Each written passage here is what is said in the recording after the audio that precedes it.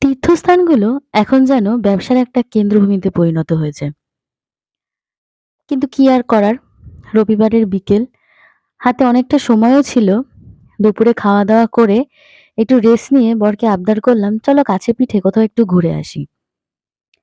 সত্যি বলতে দক্ষিণেশ্বরের কাছে পড়তে যেতাম ঠিকই, কিন্তু বহু বছর হয়ে গেছে ওইদিকে যাওয়াই হয় না।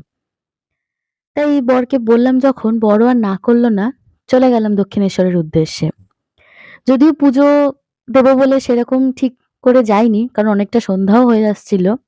একটু ঘুরবো বলেই বেরিয়ে পড়েছিলাম দুজনে মিলে। তারপরে আর কি, যেমন ভাবা তেমন কাজ। বেরিয়ে পড়লাম দুজনে মিলে। গাড়ি পার্কিং এ রেখে চলে গেলাম প্রথমে গঙ্গার ঘাটে। গিয়ে ১১ টাকার দুটো লঞ্চের টিকিট কেটে উঠে পড়লাম লঞ্চে। সত্যি পড়ন্ত বিকেলে এই অপরূপ দৃশ্য দেখতে দেখতে চলে গেলাম বেলুড় মঠে। সময় বেশ অনেকক্ষণই লাগছিল। লঞ্চটা খুব আস্তে আস্তে যাচ্ছিল।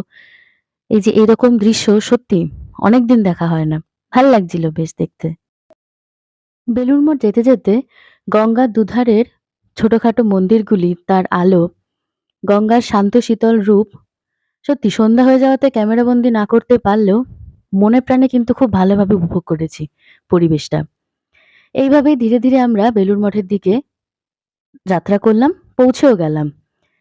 ভালো লাগলো। সন্ধ্যা হয়ে এসেছিল ঠিকই, তবে বেলুড় মঠে আজকাল আর তেমন ভাবে ছবি তোলা যায় না, প্রচুর রেস্ট্রিকশন বেড়ে গেছে। সন্ধ্যাও হয়ে এসেছিল, তাই আমরা দুজনে মিলে চলে গেলাম ঠাকুর শ্রী রামকৃষ্ণের দর্শন করতে। সেখান থেকে দুজনে মিলে প্রসাদও খেলাম। তারপর এই যে বরের পাগলামি, তাতেও একটু সাথ দিলাম। এই করি আমরা দুজনে মিলে সেলফিও তুললাম।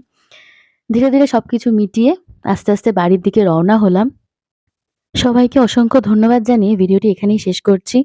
আর আমাদের দুজনের ভিডিও আপনাদের কেমন লাগে অবশ্যই কমেন্টে জানাবেন। ভিডিওটি ভালো লাগলে লাইক করবেন আর চ্যানেলটিকে ফলো করবেন।